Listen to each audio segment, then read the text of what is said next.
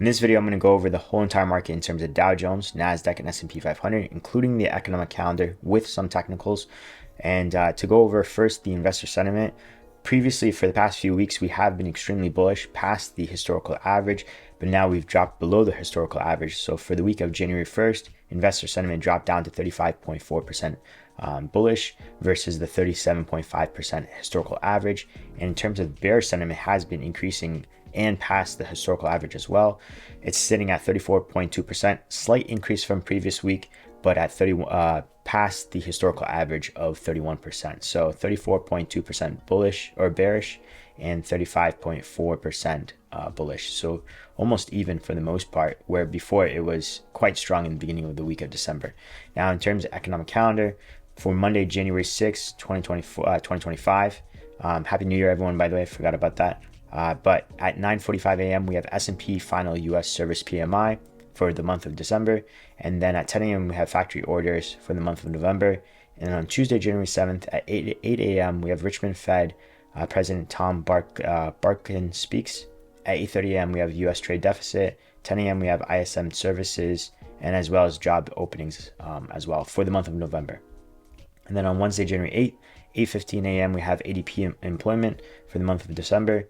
2 p.m. we have minutes of Fed December FOMC meeting, so be on lookout for that. Again, that is on at 2 p.m.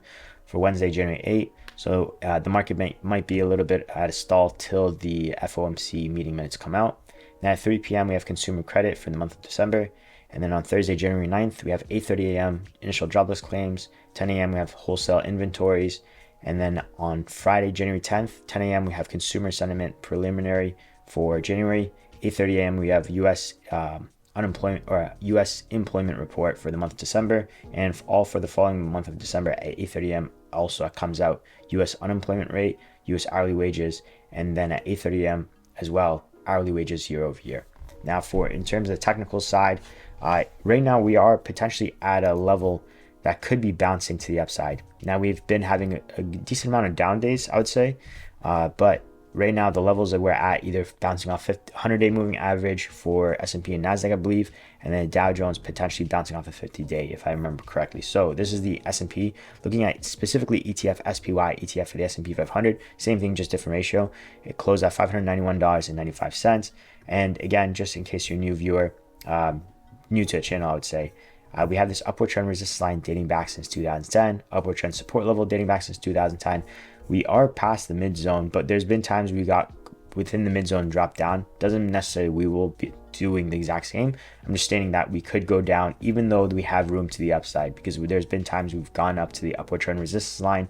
Mind you, the market was still going up. Doesn't mean it wasn't, but it was basically staying underneath this upward trend resistance line. So we still have more room to the upside regardless, and we still could go down at the either way. But if you look at the 1-year chart, this is MAC line indicating if we were in a bearish or bullish movement. For the time being, it is still in the bearish movement, but it's trying to arch up to potentially the bullish movement. We do see volume buy volume coming in. So you can see right now it's not necessarily higher than previous sell volume, but the buy volume is accumulating for the time being. And then doesn't mean it has, just because it's been accumulating and the MAC line's crossing over to the bullish movement potentially, because there's been times we've try to go up to the bullish movement and then get dragged back down. But for the time being, bearish movement and essentially bounced off the 100-day moving average essentially.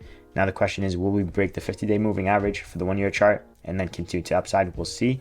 And in terms of the 5-year chart, it shows a different picture where essentially it's 50-50. So the 5-year chart shows a bearish movement in terms of MAC line, and then the buy volume has been increasing.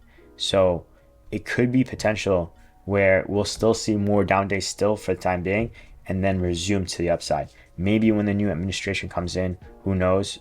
Maybe for the time being, we're just going to be stagnant with down days predominantly, because with investor sentiment, it is still more to the bearish side, or not necessarily more to the bearish side, but the bullish sentiment has been decreasing. So right now it is still more to the bullish side. So there is that, but still at the same time, it has been decreasing. So we'll see. Right now, if I were to guess, this is just basically for entertainment purposes, not a professional. So please do your own due diligence and research before buying and selling.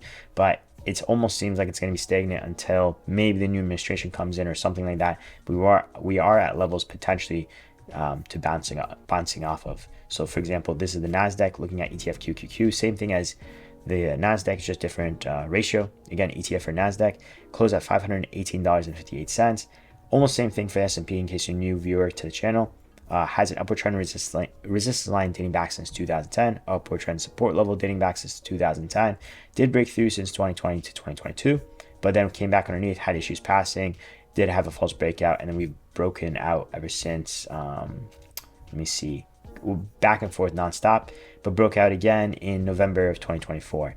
Now, the thing is though, we have bounced off it as support, and we are at the moving average as well, 50-day moving average. So right now, it does look like it is going to be bouncing up. We have this downward trend resistance line that we need to essentially break, and it's at $525, give or take, $525. Right now, we're at $518, and we'll see. Now, the 1-year chart MAC line is the exact same as the S&P.